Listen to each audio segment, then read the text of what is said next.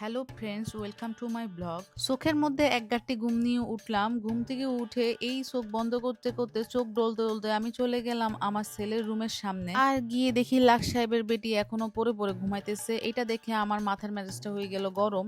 আমার পুরো মাথা গরমটা আমি পাতিলের উপর দিয়ে দিলাম। পাতিল থেকে দিলাম ধুপ ধুপ বাড়ি। আর এই বাড়ির আওয়াজে ঘরের অর্ধেক মানুষ উঠে গেছে গা।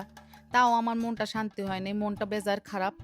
বসলাম, একটু বসে বসে চিন্তা করতেছিলাম কি করা যায়। তারপর মনে পড়ছে, ও আমি আমার মাইয়ারে একটা ফোন দিই। লাখ সাহেবের বেটি যে এখনো উঠে নাই, এটা একটু আমার মাইয়ারে একটু জানাই দিই। আমি আমার মাইয়ারে বললাম, কি বিয়ে করে আনছে আমার পোলাটা, আমার কপালটাই পুড়ি গেছে গা। মাইয়ার লগে আলোচনা করার পর আমার কলজে শান্তি করার জন্য আবার ফোন দিলাম আমার আত্মীয় স্বজন রে। আমার পোলার বোঝে ঘুম থেকে উঠে না, আর আমারে কোন নাস্তা নাস্তা বানায় দেয় না। আমার শরীর টরিল ব্যথা, সারাদিন মাথা ব্যথা, শরীর ব্যথা, কোনো কাজই করতে পারি না। আর এই পোলার বোঝা আমার একটু সাহায্য করে না। এগুলা নিয়ে একটু কতক্ষণ কথাবার্তা বললাম। অনেকক্ষণ কথাবার্তা বলার পর মনে হইলো যে একটু টিভি দেখি। তারপর বসলাম টিভি দেখতে। টিভিতে দেখবো এখন আমার মন মতো একটা সিরিয়াল দেখতে দেখতে দেখি লাখ সাহেবের বেটি আমার জন্য চা বানায় নিয়ে আসছে। চাটা নিতে নিতে বললাম, দুপুর 12টা বাজে আনছো চা, এতক্ষণে তো আমরা চাও খাই না। চাটা খেতে খেতে ভাবলাম যে চাটা তো মজা হয়েছে, কিন্তু তাকে তো বলা যাবে না যে মজা হয়েছে।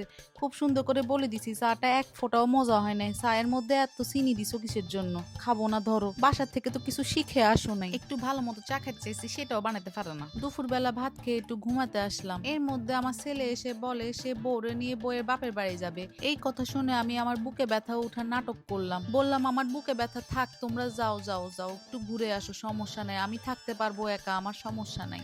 আমার এই কথা শুনে আমার ছেলে বলল, না মা, যাব না। আর এই কথা শুনে আমি মনে যে শান্তি পাইলাম। তারপর একটু আশেপাশে দেখলাম যে কেউ আছে কিনা। দেখলাম যে না, ওরা মন খারাপ করে রুমে ঢুকে গেছে। এটা দেখার পর মনে শান্তি পেয়ে আমি আমার মেয়ের একটু কথা বলার জন্য ফোনটা নিলাম। ফোন দিয়ে বললাম, তোর ভাইরে তো যাইতে দিই নাই, 2 দিন পর পর খালি বাপের বাড়ি এল্লাই বুকের ব্যথার অ্যাক্টিং করে যাইতে দিই নাই। এই কথা বলার পর আমার মাইয়া বলল যে ভালো হয়েছে তুমি যাইতে দাও নাই। এরপর আবার লাখ সাহেবের বেডির কিছুক্ষণ বদনাম করলাম, মনটা শান্তি হইল, আমি অনেক বেশি খুশি হইলাম। আমার পরবর্তী ব্লগের জন্য অপেক্ষা করেন। আজকে এতটুকুই।